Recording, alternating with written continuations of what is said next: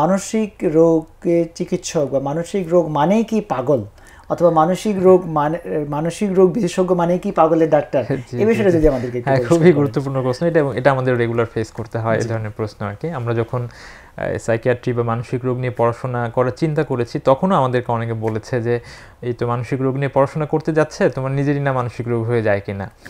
তো এটা আসলে মানুষের অনেক ধরনের ভুল ধারণা আমাদের মধ্যে আছে অনেক ব্যাপারে, তার মধ্যে এটাও একটা ভুল ধারণা যে যারা এই প্যানিক অ্যাটাক অথবা অন্য কোনো মানসিক রোগের মধ্যে ভুগছে তারাই সবাই পাগল, এ ধরনের একটা ভুল ধারণা মানুষের মধ্যে আছে।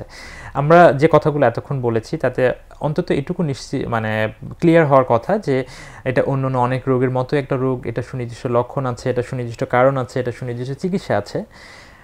বরং কেউ যদি এই চিকিৎসাগুলো ঠিকভাবে না করেন তাহলেই বরং তার মানবিক বিপর্যয় ঘটতে পারে আর কি, মানসিক বিপর্যয়, হ্যাঁ এটা আরো তীব্র হয়ে যেতে পারে আর কি, হ্যাঁ হতে পারে। তো এই জন্য এটাকে আসলে পাগল হয়ে যাব বা পাগল হয়ে গেছি এভাবে না দেখে এটা আমার অন্যান্য রোগের মতো একটা রোগ এবং এটা চিকিৎসা করতে হবে, চিকিৎসা করলে ভালো হয়ে যাবে, আমি ভালো থাকবো, এভাবে দেখা দরকার। আমি এই প্রসঙ্গটা নিয়ে আসার এটাই কারণ যে অনেক সময় যখন এ ধরনের বিভিন্ন সমস্যা নিয়ে যে মানুষেরা জীবনযাপন করছেন তাদেরকে যখন বলা হয় যে আপনি একটু মানসিক রোগ বা সাইকিয়াট্রিস্ট, মানসিক রোগ বিশেষজ্ঞ বা সাইকিয়াট্রিস্টকে দেখান, তারা একটু আটকে ওঠেন যে আমি তো পাগল হইনি, তাহলে আমি কেন পাগলের ডাক্তারের কাছে যাব। এই বিষয়টা নিয়ে আপনি আমাদের দর্শকদের কি বলবেন? এক্স্যাক্টলি, জাস্ট আমি দর্শক আমার একটা খুবই রিসেন্ট একটা অভিজ্ঞতার কথা বলি। আমি আমাদের কিছু কলিগের সাথে গাড়িতে করে বাসায় ফিরছিলাম, তো সেখানে একজন শিশু বিশেষজ্ঞ ছিলেন। তো ওনার কাছে একটা শিশুকে দেখে মনে হয়েছে যে এই শিশুর হয়তো মানসিক কোনো অসুবিধা থাকতে পারে এবং সেটার যথাযথ মূল্যায়ন হওয়া দরকার।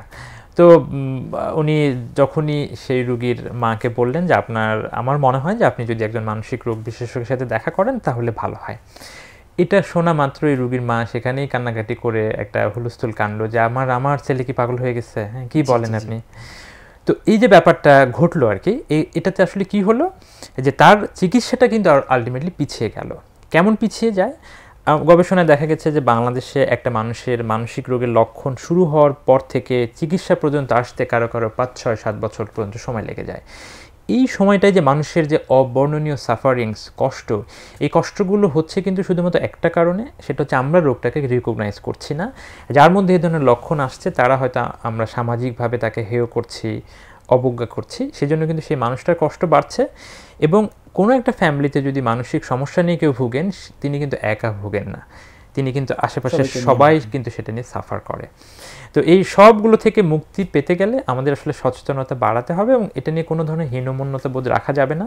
আমাদের ডায়াবেটিস হলে যেমন আমরা খুব স্বাভাবিকভাবে নিঃসংকোচে ডাক্তারের কাছে যাই, আমাদের মনের কোনো অসুবিধা হলেও আমাদেরকে খুব স্বাভাবিকভাবে নিঃসংকোচে ডাক্তারের কাছে যেতে হবে, কেবলমাত্র তখনই আমরা ভালো থাকতে পারবো।